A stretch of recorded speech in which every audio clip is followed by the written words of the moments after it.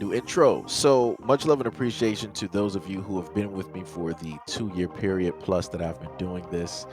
Thank you for showing your love and support to the channel. And to anybody else who is brand new to the platform and you would like to support the channel, also you can do it by way of Patreon, Anchor, the clothing store, and also the shoe shop that is listed in the comment description below. And again, thank you to any and all of you guys who have been here to support this channel during the 2+ year period. I wouldn't be able to do what I do every single day without you.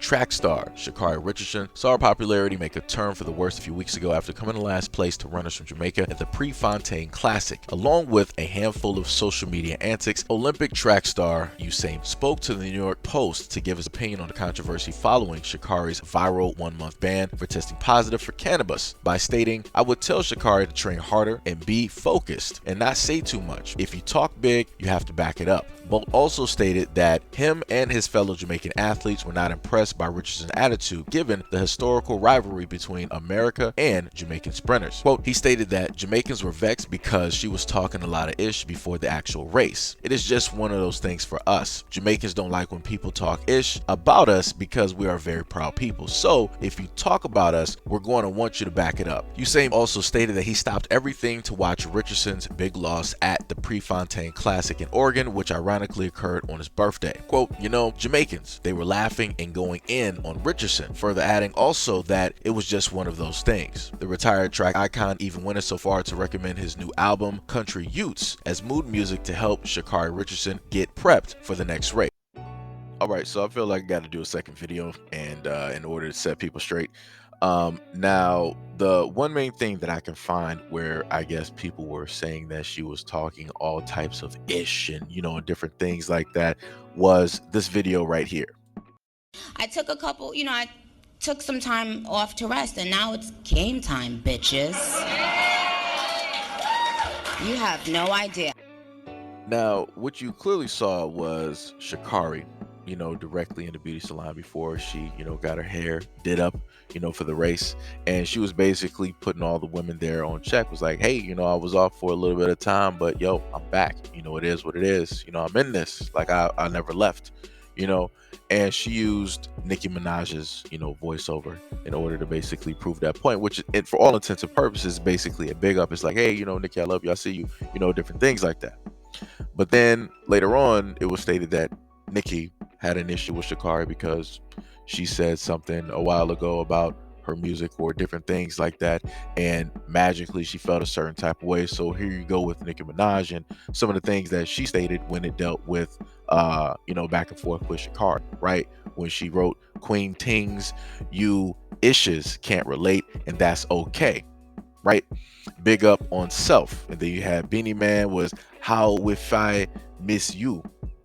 Things like that. I might have mispronounced it, but you basically get what I'm saying. Both of them were basically all for, Jamaica, and in a sense talking against, Sha'Carri and, and different things of that nature when she was away, for a month and different things of that nature, right?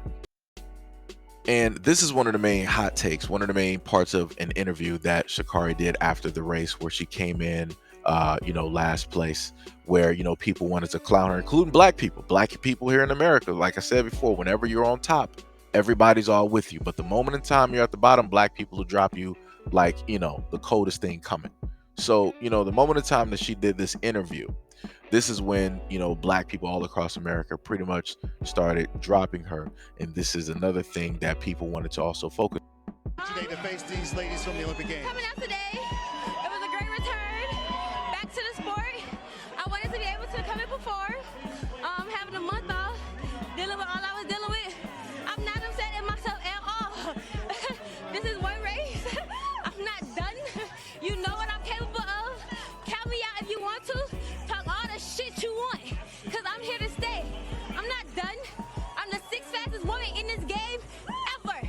And can't nobody ever take that from me. Congratulations to the winners.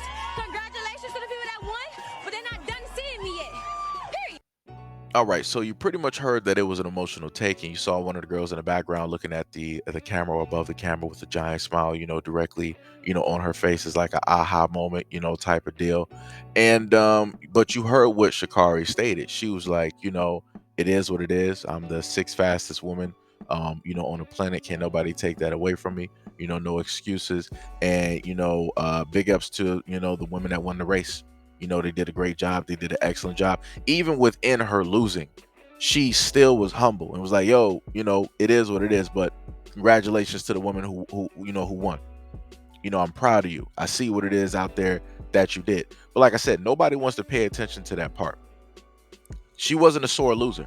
She was emotional, yes, because she had to deal with a lot of things. She has every right to be in her feelings and to be emotional about the circumstances, that are directly in front of her, and also having to be in the world's lens and having a lot of people basically come at her more than likely, negatively in her DMs, social media, and what have you. But she was still humble enough to be like, yo, I recognize the woman here. Congratulations to you and all the hard work. Now, here's an interview where I'm taking it Usain Bolt, Nicki Minaj, and all of the other people in Jamaica didn't see. My lane. I wasn't focused on what it is to me, but at the end of the day, no excuses. Not at all. It's time to get back in the lab and do what it is that I need to do. Congratulations to the women that won. I love women, no matter what the flag is, no matter what brand you wear. I love successful women, and I hope that they continue to be just as successful as they're doing, and continue to thrive in their career. But I'm definitely going to thrive, and I'm definitely going to continue to show the world why I'm that girl. Period. You use the saying no excuses. You've used that over the last month. Where do you get that from? Your ability to say. But like I said before, even with her congratulating the women, and you heard what she said, she was like, I love women, because Shakari does love women. So she's saying like, yo, I love women in general, and I also love the fact that they're successful. I love the fact that they're making it. I love the fact that they're making moves out here, that they're doing everything that they need to do in order to be successful women. I support that. I love you. And yo, more power to you. Even with that, she's still having people trying to come at her negatively. Like you see, these are some of the previous comments I showed you guys in a different video where, like I said before, black people, we are the worst to our own when it comes to certain cases, right? And my main thing is for Usain Bolt, I understand that, yo, you are Jamaican, these are your people, but at the end of the thing, this is dealing with women. Let the Jamaican women handle that. This is not your lane. This is not your order. You are a man at the end of the day. Let women talk to other women. It's really, in a sense, no reason for you to even try to speak on it, because y'all ain't even running the same race, right? So, like I said before, just, let that be exactly what it is. I feel, for me, that they just asked Usain Bolt this due to the fact that, he's Jamaican, he's a gold medalist, different things of that nature, trying to do like that subtle comparison. Like, let's see what a real runner, a gold Olympic champion, has to say against, a runner like Shakari. I feel like that's the type of deal that whoever did this interview, at least dealing with the article, was, trying to do. And I have my disagreements with a lot of this stuff, because at the end of the day, you're pinning, you're putting black people versus other black people, right? And that's not what we need at this moment in time. Like, it's just not. And then also to remind people, like, what was it? Nikki states that, she's proud, she's an island girl, all this other stuff. But yet, when you listen to her rap, she's talking a whole bunch of mess to all these other black women who were here before her. Like, people already know what it is when you come to America, when you are here in America. When us being black people, because we have had so many things taken away from us, so many things done to us, when we are at that point where we just feel like we are on top, we're going to let you know. We're going to sit up there and speak, no matter how you feel about the lyrics, no matter how you feel about whatever we got. That's what we're going to do. Like I said, Jamaica really ain't there.